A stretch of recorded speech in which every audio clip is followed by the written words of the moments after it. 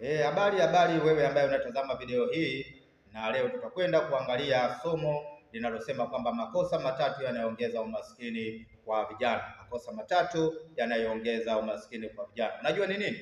Vijana leo wanajishughulisha, vijana leo wengine wanapata pesa nyingi tu tena kila siku, lakini bado mambo yao, bado maisha yao yanabaki kuwa katika umaskini kwa makosa haya matatu ambayo wanaendelea kuyafanya. Kosa la kwanza ambalo vijana wanalifanya ni kutumia pesa bila utaratibu.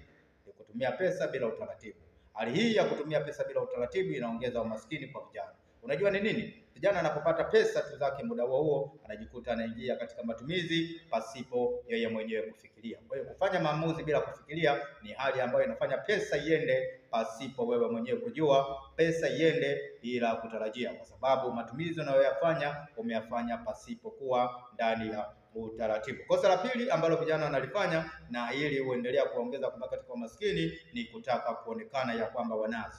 Unakuta kijana anapopata pesa tu anaingia katika matumizi ya vitu vyenye gharama kubwa, ananunua vitu kwa thamani kubwa ili mradi aonekane ya kwamba yeye tayari anazo au watu hesabu ya kwamba amekwisha kufanikiwa. Kwa hiyo hali hii inaongeza umaskini mkubwa kwako kijana. Kitu cha tatu au kosa la tatu ambalo kijana linaongeza umaskini mkubwa kwako ni ile hali ya kukosa kuwekeza.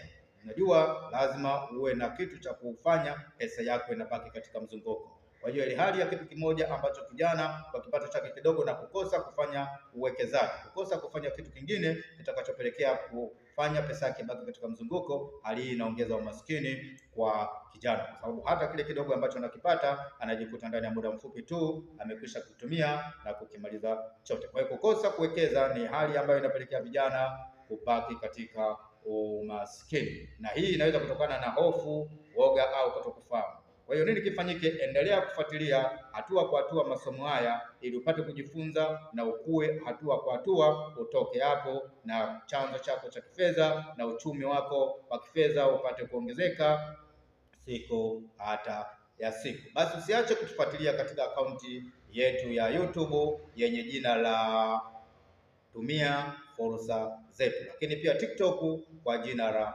Maisha Rahisi. Tunalo pia group la WhatsApp ambalo tunatoa mafunzo huko kwa jina la Maisha Rahisi. Basi wasiliana nami kupitia namba hiyo hapo juu, pia tufuatilie WhatsApp kwa namba hiyo hapo juu. Asante kwa kunisikiliza na usiache kufuatilia hatua kwa hatua upate kujifunza ni namna gani kijana ambavyo itakufanya kukua, kukuza na kuongeza uchumi wako wa kifedha. Asante kwa kunisikiliza.